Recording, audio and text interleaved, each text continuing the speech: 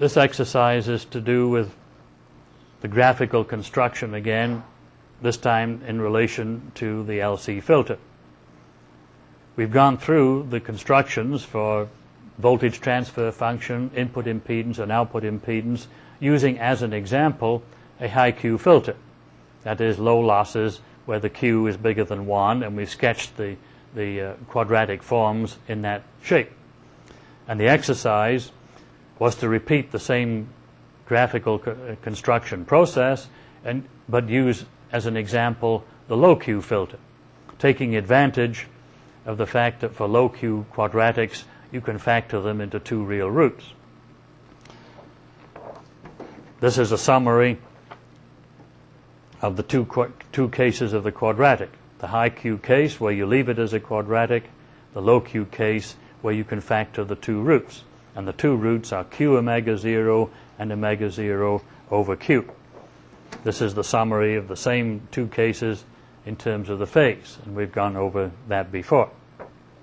So we're applying this now to the RLC circuit, where we derived the expressions for the input impedance and the output impedance in factored pole zero form. And what we did to establish the construction for these impedances was to break it down into the building blocks.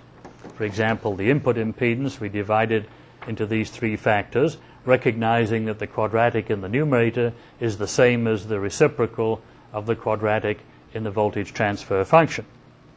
And what we did in the high Q case was start with that function and then simply invert it, and then fitted it on to the previous asymptote.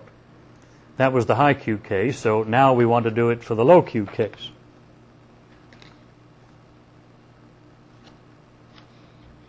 And the low Q case now gives you this construction.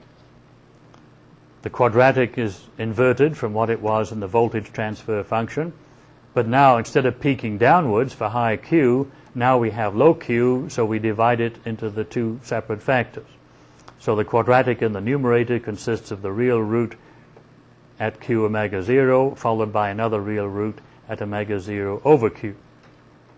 And of course the phase graph now changes to the other type. Now we have two separate 45 degree per decade asymptotes centered on the appropriate real corner frequencies. Now there's a third factor to add, which is the 1 over S term from the denominator. That's the one that in the previous picture was the next part of the characteristic. So that's the orange line. And I've already positioned the orange line now in the proper place. Namely, it goes through unity magnitude at the original corner frequency omega 0. So all you have to do now is do the superposition. You have to add the blue and the orange lines, both in the magnitude and in the phase. And the red line gives you that combination. And in magnitude now, you again have a series resonance, but because the Q is low, it does not dip down to a low minimum. Instead, it flattens out between the two real roots before joining the final asymptote again. And in addition, of course, the phase graphs overlap a bit. They may or may not overlap depending on the values, but it's the plain superposition of the two asymptotes you get for the two separate corner frequencies. You do exactly the same thing for the output impedance. This is broken down into three factors as well. And in the high Q case, we identified the middle factor as being the high Q reciprocal of the input impedance, which we've just solved for. So we inverted that and matched it in the proper place to the R0. Then we had the inverted zero factor that we had to account for, and we positioned that in the proper place to put the omega 0 at the same omega 0 as in the quadratic.